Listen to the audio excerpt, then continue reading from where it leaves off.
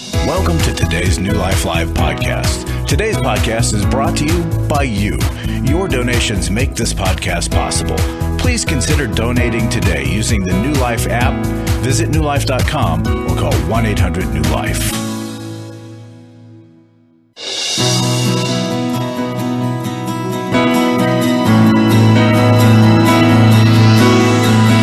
Welcome to New Life Live with host and founder of New Life Ministries, Stephen Arterburn. New Life Live is dedicated to transforming lives one at a time thanks to the giving hearts of you, our listeners. Our goal is to provide you with wisdom from God's Word to give you hope and help in life's hardest places. If you have a question you'd like to ask today, our phone lines are open. Call 1-800-229-3000. That number again is 1-800-229-3000. Now here's Steve.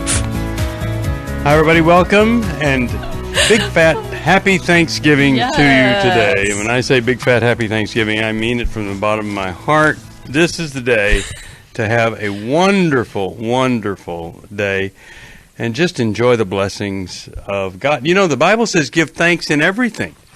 So you could do that, you know. You could, I think I mentioned this before, thank God for the person that planted the corn that fed the turkey, you know, all sorts of things to be thankful for. But the other day, I was giving some advice about Thanksgiving, and hopefully it's not too late for you, but I think you're counting on this kind of in-depth advice from me. Still early here in California, so this is timely. Yeah. So the first one is don't ramble. At dinner, let somebody else talk. You know, you don't have to say everything you know. Don't ramble. It's always good. Don't gamble. You know, there's a lot of sports going on here, and you need to save that money for Christmas and eating and things like that. So don't ramble, don't gamble, and don't scramble. You know, plan ahead, and don't be doing stuff last minute. It's never good. Okay, and so those are just three really, I hope, helpful words for you. Plus, very few people know how to scramble an egg well, and I can tell you how to scramble the ultimate scrambled egg. If you want that, be sure you beat the egg fully before you put it in the pan. Don't be doing that in the pan while it's heating. That's not good. Do you add milk or water to it before you do that? Oh, no. Just be sure your pan has got a little bit of butter. But after you scramble it, add a half of a tablespoon of butter and stir that over it. It will glisten and it will taste so buttery good. I'm getting hungry right here, Jill. Believe it. I know. Anyway, that's why you listen. I know. Helpful hints to make you heavy, and then you'll come to our Lose It for Life don't adventure. scramble at the last minute because No, that's right. Don't scramble. Don't gamble. you need time to scramble those eggs. That's right. Okay, let's go to our calls right here, and let's talk with CJ from Anaheim, California. Hi there, CJ. How are you? Hello. CJ? Hi. Hi, everybody. Hi. Hi. How's it going? I'm at work. I'm stepping out. Okay, always good. Yeah. I have okay, I guess I'll start with my question. How do I effectively help, as a recovering codependent, how do I effectively help my ADHD and active addiction partner to help them to become willing to accept help? Sorry, don't have my thoughts together. Okay, so I think what you're asking here is you're involved with someone who is addicted, and they're not very willing to get help for that addiction, right? Right. And you want to know how to get them willing. Is that correct? Yeah, I have the background here if I can share it with you. Okay. How long have you been involved with this person? Going into 7 years. 7 We years? have 2 small children. Yeah. Okay. You're not married? No. Okay. And And I have been... And you've been what? You've been married before? No, he has. Oh, He has. okay. A self-marriage, and he had 2 kids. So. All right. We're going to help you right after this. Listening to New Life Live. Glad you are. To find out more information about New Life or to order any of the resources mentioned on today's program, call 1-800-NEW-LIFE. Now back to New Life Live. We're back talking to CJ, and in a really tough spot. So we're just curious, CJ. You said that you have 2 kids, and we're wondering. We have 2 small children, yes. Okay, are those his that he brought in, or do you also have 2 kids with him? We have 2 kids, 2 small children, and he has 2 from a previous marriage. So there are 4. There's 4 total, yes. Okay. So that's and I'm assuming then you guys are living together. No.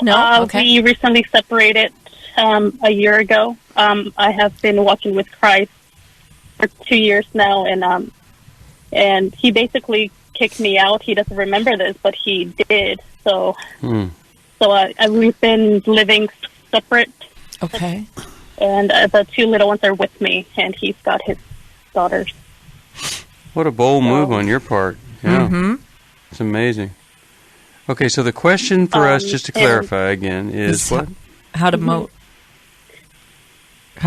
him? Encourage him and motivate him to accept the help that his family and myself have ready for him. Mm-hmm. What I've done for him, we went to a consultation at the AMA clinic in Orange County, and he seemed intrigued, but nothing developed from that. And he went with me to a Celebrate Recovery meeting once. I have been attending ever since, but he's not. Good for you. He's not moving forward with anything. Okay. Thank you. Well, Milan, why don't you start us off here? Any advice for her? What a tough situation when a guy is just stuck and unwilling to do anything. And he's a really good man. He really is. Well, but he has an addiction, and at some level he's ineffective. And you said he kicked you out. Is that right? He kicked you out, right? Yeah, it was yes. Okay. Yes, basically. Okay. So I think I would use you and his children as leverage to say, look, we would come back, we would be a family again if the following things take place. And it's essentially up to you whether you want us back or not. Mm-hmm. I mean, that's what a boundary is. Put it on his court. Well, you're putting it in his court. I don't have any boundaries. If you're putting it in his court to say you have a decision to make, but it's all in your court to say I'm drawing the lines, and I'm saying you have to accomplish these things. Excuse me? You've not done that. So a year has just gone by. No. And nothing has happened. And, and I'm wondering, he has his daughters with him, but if he's an addict, are they safe? Yes, they are. His parents are very involved. They have been ever since he separated from his ex-wife. So they've been great with his kids. Okay, what is he addicted to?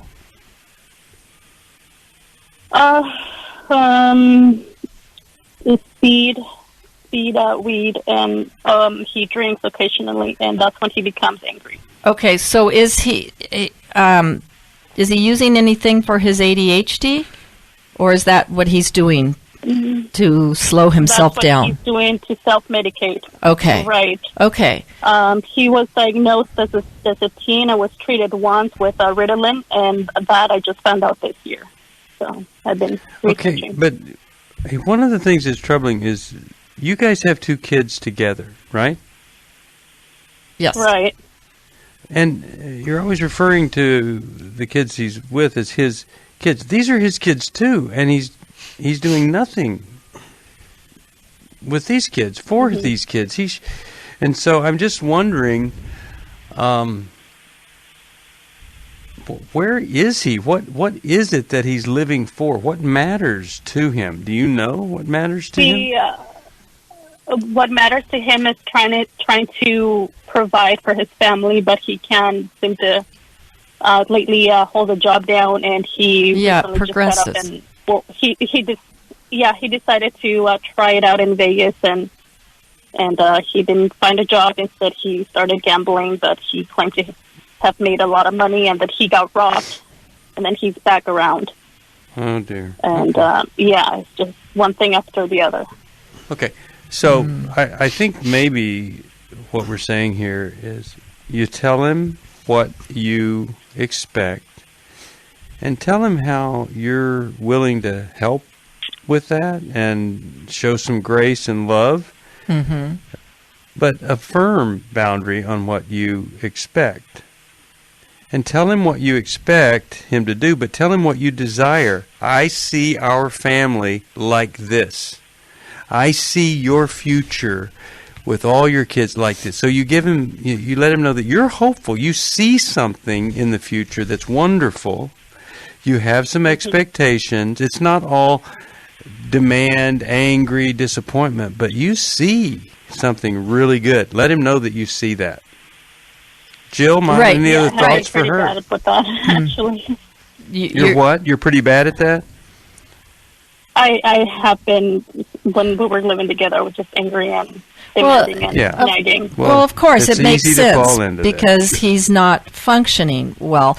And, I think I would express that you understand why he's attracted to pot, right? Because it is calming, and he's trying desperately to regulate himself.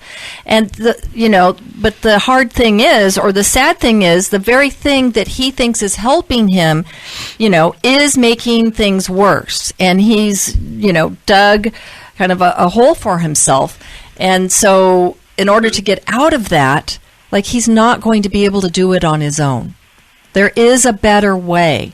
And all of you want to help him in that better way and are willing to stand by him so that he can really be the guy that deep down you know that he is.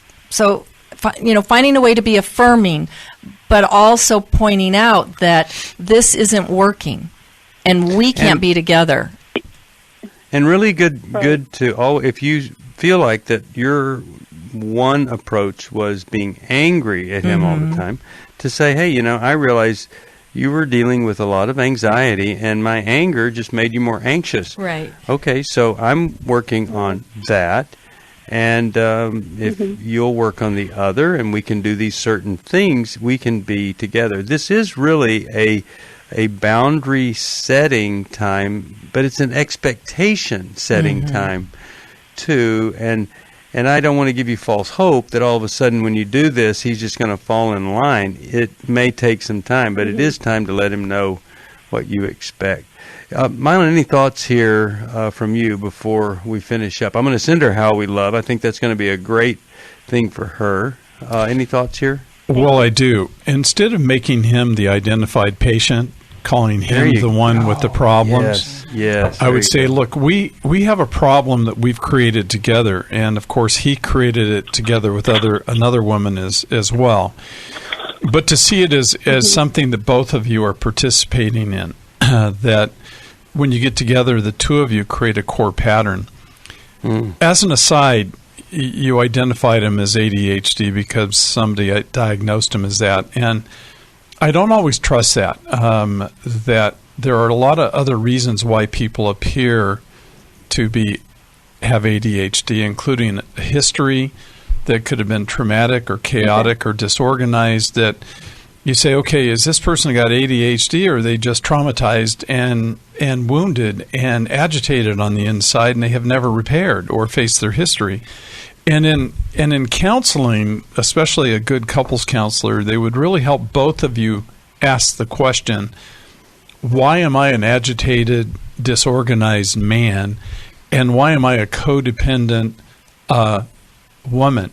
And to help you guys learn or grow. But I would approach it that both of you have things to work on, whether it's individual therapy or couples. It's not just him. And I would tell him you're working on you too. Yeah, really, really good advice there, and I hope that that's helpful too. I'll send you How We Love, and hope that that's helpful to you.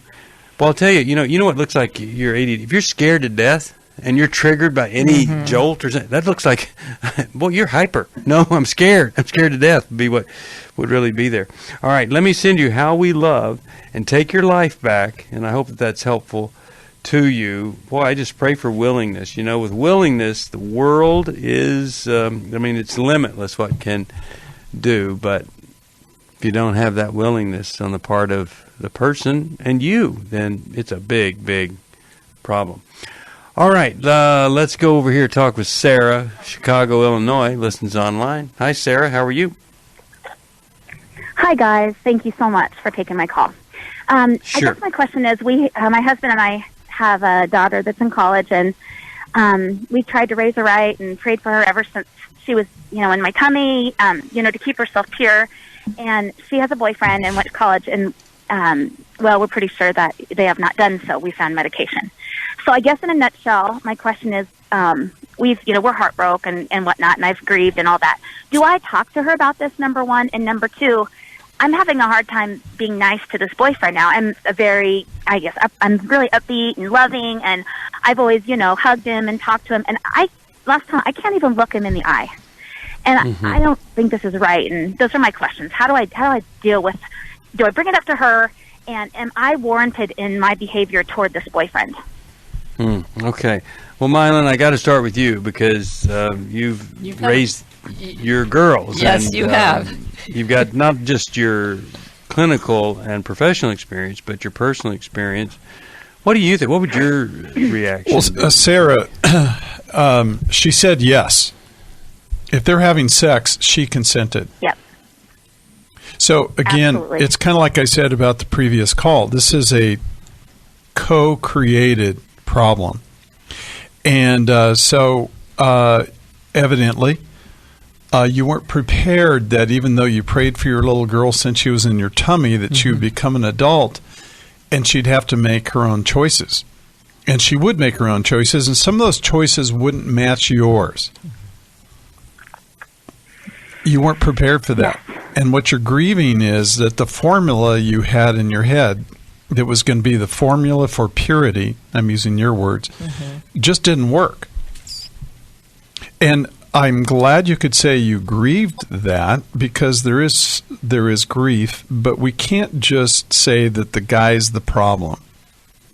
She's not a victim here. Correct. Yeah. Correct. And so I would approach it. Yes. And because if she decided this, it could have been any guy. Yeah. Right? It could. And so I would simply say, we found, and I'm guessing you found birth control pills. Is that what you found? Correct. Okay. So we found your birth control pills. What am I supposed to do with this as a mom? I would talk to her personally first. Yeah, I think just you do need to say something. What should I do as a mom? What would you say, Jill? Well, I think you need to say something because it's leaking out, Sarah. Yeah. Right? In your resentment towards him. And so you have to have that hard, difficult conversation that says, okay, you're making adult choices that are different than I would want for you, and I'm recognizing that as a mom. And so if she's going to be involved in something, then she's, it's okay to be adult enough to talk about it, right? Instead of her kind of pretending she's still pure and you knowing she's not. That's just a game, right? So I would want to put it out on the table, and let her know what you found, and let her know that your heart has been broken, but that you understand that this is part of her journey, even though it's what you wouldn't want for her. And, talk about it with her. But it needs to come out in the open, and that will help to shift your feelings towards him. And, you can even say to him at some point, based on what you and your daughter talk about, you might need to make an amends to him. I've been feeling resentful towards you because of the feelings that I've been having. And here's why. Here's why. And I don't know if you're aware of this, but the values in our family have been such, and this is a hard thing for us. We get so many phone calls where the child is doing something totally against the values of the parent, and you have to ask yourself a question. Am I going to have a relationship with this child that doesn't have my values or not? We really believe the relationship is important. Mm-hmm. And many times it's uncomfortable, but we need to build it. We'd love to hear from you. If you have a question or a comment, call toll-free 1-800-229-3000. Now back to New Life Live. We're back. Happy Thanksgiving to everybody. Milan, you had a comment on our previous caller here that you wanted to be sure you made. Well, and I wanted to be sure you made it. Yeah, this is for Sarah in Chicago. And what the average girl is not prepared to face, and a lot of moms and females are not prepared to face, the nature of the male brain and the power of testosterone. Her daughter could have been well-meaning and said, I'm going to stay true and so on and so forth. But testosterone is a very aggressive hormone. It is powerful, and it creates a predatorial sense of existence to the male. They're always on a hunt.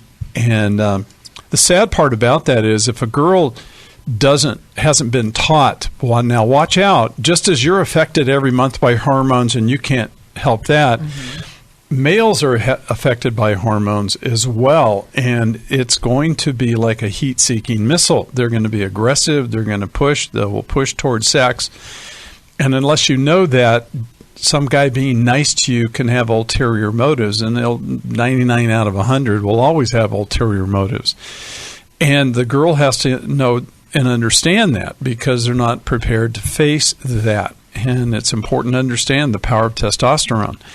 Now, the other problem is, and Steve, we talk about this all the time on the air as well as in Every Man's Battle, what the male can do is, because of that aggressive sexuality, the more time they spend thinking about sexuality, they even hyperinflate their sexuality drive to a place where they then are addicted to sexuality, and that's all they can think about. So whereas the female does not have the capacity with thought to change her hormonal rotations throughout the month, the male can take testosterone and use that to inflate and magnify sex in his brain.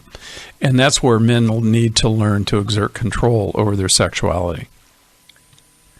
Hope that's helpful to you. Really, really good. But now that this has happened in her family, in Sarah's family, it's all the more reason to lean in, bring him into the fold, have some influence over him, right? Have adult conversations about these types of things and why, they maybe think differently, and let everybody's opinions kind of be out there. But let him experience why they were wanting things to be pure. Exactly. Right. And then in further preparing their daughter to face adult realities, this isn't the first time this is going to happen. Right. If she's encountering males, this is going to be something she's going to really face. So do they love me, or do they just want my body? Right. Is a question she has to be asking. So we can think about what are our next decisions moving forward. Absolutely. Right? That's exactly right, Jill. Or even to stay in relationship with this guy but change her expectations and behaviors. Yes. If she really likes him and he really likes her. What she ultimately wants and how she wants to be treated. Absolutely. All right. 1-800-NEW LIFE if you need some help. These are the kind of problems we're here for. There's a whole new set of problems that counter the culture if you're successful. You've got a child willing to counter the culture, not fall into it. It's not easy out there, and we want to help you. Hope you can help us to continue to do this at 1-800-NEW-LIFE. Michelle, DeSoto, Texas, KWRD, how are you? I'm good. Thanks for taking my call. I have a question. I recently ran into a guy I used to know in the singles group at my church back in my 20s, which we're in our 50s now.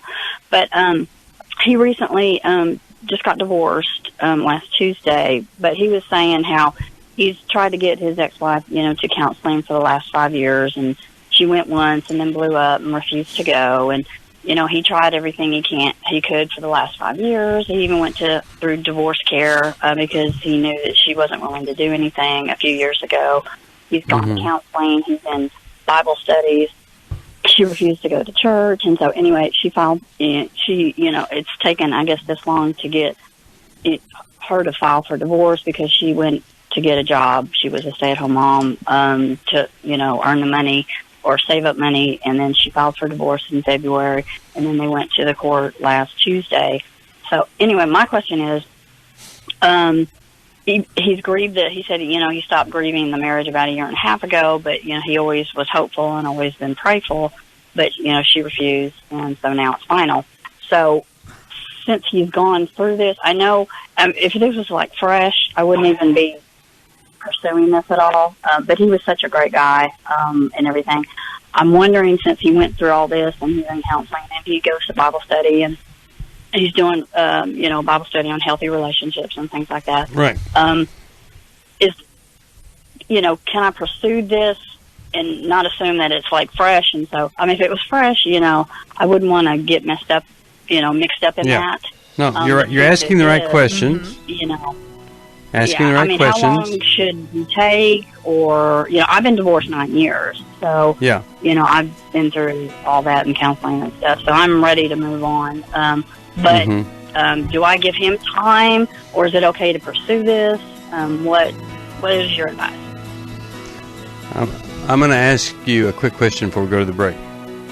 What do you think our advice is going to be? Just curious. Have any thoughts on what you think we might say? Well, I'm thinking you might say, take it slow, maybe 6 months or a year. But I didn't know. I've heard that before. How long have you been listening? Fresh breakup, so I didn't know. How long have you been listening to the show? Off and on for about a year. When I get a chance. Sounds like it. Sounds like you know us. But we'll give you some good insight here, I hope, after this. I was really living a very anxiety-filled life. I turned on New Life, and the topic that day was about anxiety. And just by listening, I got relief. You can help New Life Live stay in the air by joining Club New Life today. When you sign up to support us monthly through Club New Life, we'll send you a set of 4 devotionals, 100 Days of Character, Peace, Prayer, and the newly released 100 Days of Healing. Plus, there are ongoing benefits like access to the Club New Life video library, the monthly Club New Life CD or download, quarterly resources, free shipping on purchased resources, and discounts on workshops. I did go to Take Your Life Back. That's been immensely helpful to me. That's why I continue to support the ministry with the hope that not only am I helping my own situation, that I'm helping others as well. Support Club New Life, and together we can help hurting people find help and hope in life's hardest places. Call 1-800-639-5433 to join Club New Life today.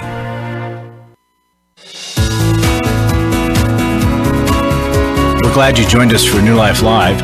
To be a part of the program, call 1-800-229-3000. Now back to New Life Live.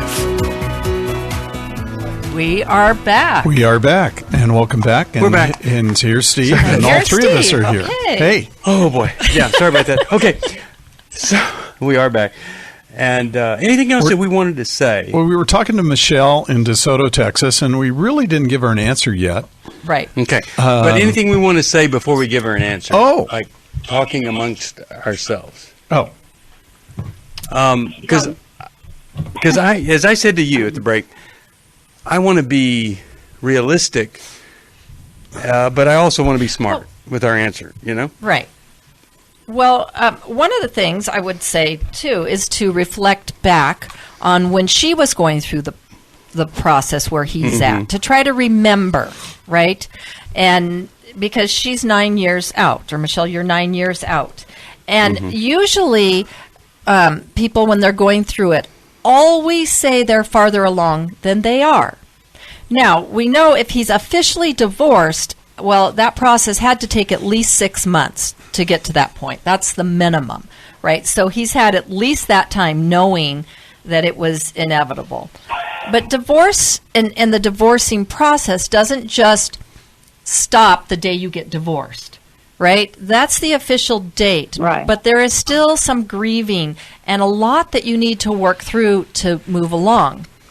I think that men typically want to move through that more quickly, or they kind of push to move through that more quickly and tend to date sooner than women often do. And that's not 100% true, but typically, because we know that men typically remarry sooner and do more of their grieving within another relationship, whereas women tend to do it first. Mm-hmm. Hence, Michelle, 9 years, right? So you've been doing a lot of work leading up to this point. But that comes back to, does she just not date him, or does she just date him with eyes wide open and to be aware? So, guys? I think I'm coming from a different perspective. Okay. Because my divorce was I was in an abusive marriage, and so when I left, I was happy, and it was a relief, and I tried to go through divorce care, but everybody else there was devastated, and I was so thankful to be out of that abusive situation. So I really don't know. I get what you're saying. I'm at a different place even 9 years ago because it was different. I was happy to be going, whereas he's grieved it because he never wanted to be divorced, but she's done nothing the last 5 years to go to counseling. But here's another. Okay, so here's another thing. Do you feel like you both are free to remarry based on biblical standards of remarriage? Well, I know I am because there was infidelity to the point of bestiality.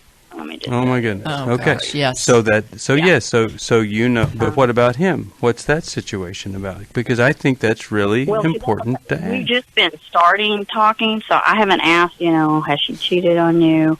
I get some of the things that has been said that possibly yes, but I have like I said, I just started talking to him, and I'm just wondering if I should pursue it. I mean, I'll be honest, I sought him out online because over the years, I've always thought about him and thought, he's such a great guy. I wish I'd end up with something like that because I've dated just guys who say they're Christian and all they want is sex. And so let me cut to the chase. I did seek him out to see where he was in his life. And let me cut to the chase. Go ahead. If you get serious with him right now, he could resent the fact that right when he was divorced and he might have had a few months to get his head screwed on straight, get to know some other people, have a date or two if he is free to do that, that it's almost like he feels like you captured him at a weak moment and he got married way too soon. Do you understand what I'm saying there? Mm-hmm. Right. That's a downside that you have to try to avoid. That's why you don't want to move in too quickly. You are the stronger person. You've been through this longer than him, and you just want to be sure that he has time to be free to either not date, meet other people, not meet other people. Milan, any thoughts here before we go? Yes, Michelle, you've really idealized him. He is the one on higher ground. His wife was the problem. He's the good guy, and he's the honorable guy. He's the spiritualized guy. He's the healthy guy. And so, of course, in contrast to the person you had as a marriage partner who was abusive and wasn't good, I mean, you really have this guy in an all-good place. The danger of that is that anytime you or he, whether it's two of you or somebody else, get together, you will then find that you will reawaken old reactive patterns on the inside. And we don't know why his wife did what she did, and we don't know what it was like to be on the other side of him for his wife. I'm simply saying, if we just take one person's perspective as to why the marriage collapsed and we go to the bank on that, it's not always accurate. And then we have to keep in mind that if we date, things will start to come up in that relationship too. And so we're not just like we divorced, got work, and we're good now to go, and the next relationship's going to be super healthy. We're going to have our own things we're going to have to deal with, and they will surprise you. So you have to be prepared for that. You have to be prepared for that. Easy to see ourselves as, okay, like you're saying, we've done the work. Yeah. By myself, I'm good. But you're not going to be by yourself in a dating relationship. So am I. I am so cool with myself. Yes. When I'm in the car by myself, I don't bug myself. I crack up at my own jokes. I mean, it's amazing how great I am all by myself. Mm-hmm. But as I get with people, I can, we start to... Yeah, well, you're pretty good with people, too. Mm-hmm. So, okay, Michelle, I'm going to send you Is This the One? It's not just about Is This the One, but there's some great advice in there on the whole dating process, and I hope and pray that something we've said really does matter here. Give him space, give him time. I love, Milan, what you're saying about the idealization. Boy, that can just be a killer. All right, let's go to Colleen. She's calling from Wisconsin. Madison, WNWC is the station. Hi, how you doing? I'm great. How are you? Good. What's going on? And thank you for taking my call.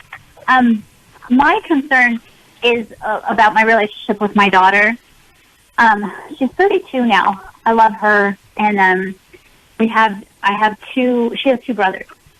But my concern is that since she got married, she's kind of not connecting with me anymore. But to give you some background, she and I were super close when she was younger, teenager, and into her into her 20s. And then she met and married her husband, and I really like her husband. But at some point, she stopped. She was treating me like I was her little sister. So this was a few years back. So I kind of stepped back a little because I didn't like it, and I was trying to regroup. So I talked to her at one point, and I said, I just asked her, what's going on? She dyed her hair blue, and before she got married, she moved in with her husband, which was something that we never thought she would do. So I just kind of said, hey, what's going on? And she said, well, I just feel like I need to take my life back, that I was living somebody else's life. And then she said something like, you always tell me I'm doing it wrong. And I really wish at that time that I had unpacked that with her, because that's really not who I am or who I try to be, but obviously it was her perception. Anyways, now coming, 3, 4, 5 years later, she doesn't call me. She doesn't reach out to me. But if I reach out to her, we go for lunch and we have a good time. So I know she loves me, but I want more with our relationship. Okay. So the question for us is what? Well, what can I do at this stage? I mean, I backed up a little, but I want to cultivate a better relationship with my daughter. I don't want to force her to, call me and talk to me. How do I don't know, regain her trust? I don't know. How do I move back into her life? And again, how old is she? 32. 32. Okay. So you're not alone. I think one of the biggest things we deal with folks we're close to here at New Life is this parenting these adult kids. Not easy. We'll give you some help right after this. Really glad that you called. You're listening to New Life Live, 1-800-NEW-LIFE. If you need some help, if you can help us, we'll send you this calendar. It's got 366 days for leap year on it. It even includes Thanksgiving next year, right about this time. And we love you. We want to say thank you for your support. Makes a big difference. We use it to help others. We'll be back after this.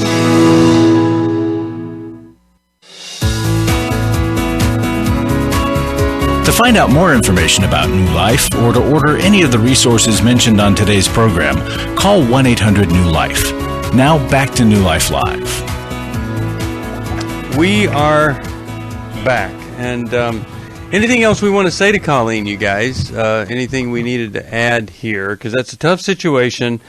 And I am hoping and praying that you might just say to her, hey, I want to maybe start over here, because you are an adult, and there aren't any books that I've read on how to be a parent to somebody that's an adult, and right. And so I just want you to know I want to do my best. I love you, and I want to have a great relationship with you. Jill, what do you think? Yeah, I think, Colleen, you are definitely grieving. And as she was leaving and cleaving to her husband, see, you were in that spot before as her most significant relationship. Now it's him, and I'm sure it's a bit alarming to see her being different as a result of this relationship and the loss that it stirs up for you.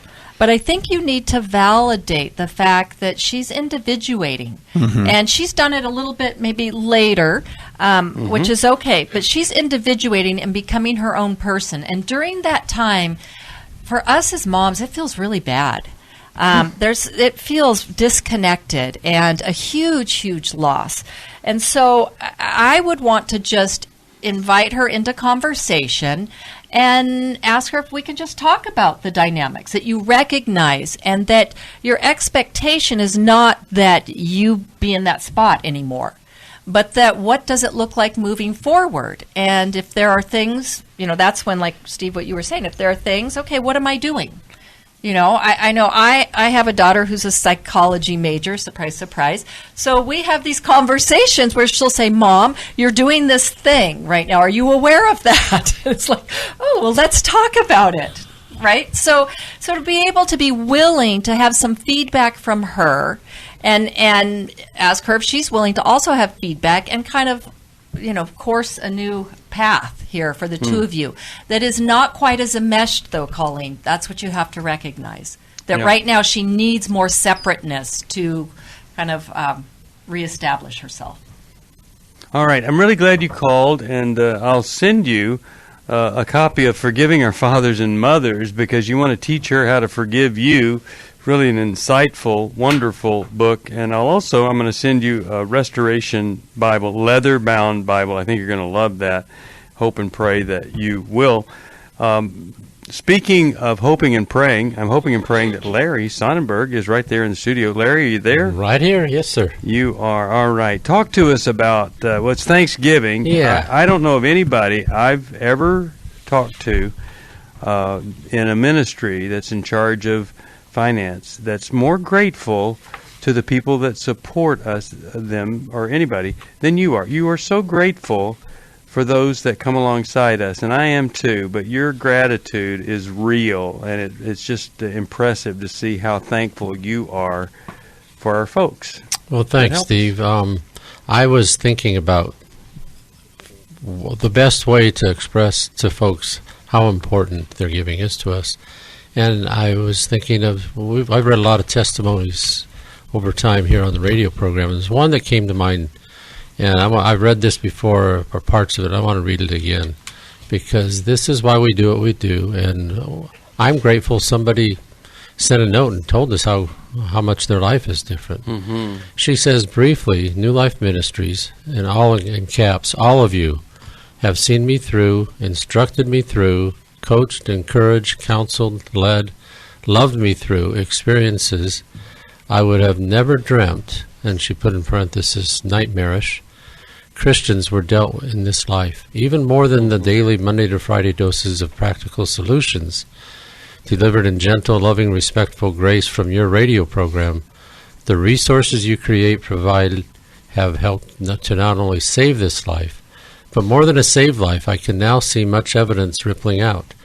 Today, as the direct result of every one of you answering the call to take up the mission, I live a free woman, in love for the very first time of my life with my Lord and my Savior, Christ Jesus. And she goes on for another couple paragraphs, but she closes with this. I just wanted to say thank you all for saving this life. And I just, what could be better? What could be better to support? What could be better to say, thanks God that you've got an organization, a ministry that cares about people enough to do the things that we do to set the stage for God's Holy Spirit to come in and do the work it does. And so And we can't do it without our supporters, and I'm just so grateful that people are supporting us, and I just pray that God blesses you. So if you won't do it in honor of this lady, would you do it in honor of my 65th birthday today? Happy birthday, Larry. Oh, my goodness. That's so great. Wow, Larry. Okay, that was a punchline I was not expecting. I know, Larry. Wow. I'm not ashamed of it. That's right. So what we're trying is to get people to give, you want them to give $65 not or you all. $60, She's not in $65 or $65,000. There you go. What are you going for, Larry? Either or. Anyway, hey, happy birthday, Larry. Thank you. And what a great gift you are to this ministry. And we're thankful for you. Mm-hmm. And there is life on the other side of Medicare. Okay. And secondary insurance. Happy birthday, you get Medicare. Yeah. Well, thank you, Larry, and we love all of you. We thank all of you for your support of this ministry. And let me tell you what we're also thankful for. We're thankful for, just like the ministry out in Redlands that has an Every Man's Battle group, and they say, you know, if you're going to be part of this group, you go to Every Man's Battle workshop. You get a sponsor. You work the 12 steps. You come here. And, you know, I forget, is it 95% success or 90% success with a sex addict? And I just think we're so grateful for that. We're grateful for churches. I was in a meeting last night with our church, and between the life recovery groups and the Every Man's Battle groups and the women in the battle group, I think there must be somewhere around 250 people a week at that church that are using materials that came out of this ministry. Of course, my wife and I, we're teaching a class every Sunday night out of Take Your Life Back. Steve? And I'm grateful for every pastor that has ever said to his congregation, I'm a human being. I struggle too. We're all in this together. Yes, Larry. I want to add to all that gratitude. We got to thank you for starting this thing, and it's been going for going on 31 years. 31 years. Yeah. I don't think you'll ever know or see or get a grasp of the effect in lives, the number of lives, and how drastic lives are different, and how much it's rippled out and down. And so, huge thanks to you. Well, thanks, Larry, but I got to tell you, everything I've done has been because other people have come alongside me or around me or over me. And this old guy that has the attention span of a gnat because of people like you that have the attention span of literally an aardvark. You get concentrated on something, you do it. But that's how we've all worked together. And then to have folks that like Milan and Jill and all the other therapists that lend us their wisdom. I mean, it's really well, I'm thankful to all of you. And I hope and pray that you know that. I really do believe we just might be the most thankful ministry of all the ministries out there, because we talk about it all the time. And if you don't feel like we're grateful, you let us know, and we'll up that a little bit. But happy Thanksgiving to everybody. Thank you, Lord. We're entering a season where we can focus on you and all that you do for us. And we love you, God. And thank you. And thank you, Milan, Jill. Thanks, Larry. And a big happy birthday and Thanksgiving wishes to everyone. We hope this program has helped you by giving you insights for handling the challenges you face in your life. We want you to know that we're here for you, but you also need to know that New Life Live is a listener-supported ministry. To make your donation or to get any of the resources mentioned on today's program, call 1-800-NEW-LIFE. That's 1-800-639-5433, or write to us at New Life Ministries, P.O. Box 1029, Lake Forest, California, 92609. Please join us again tomorrow for New Life Live.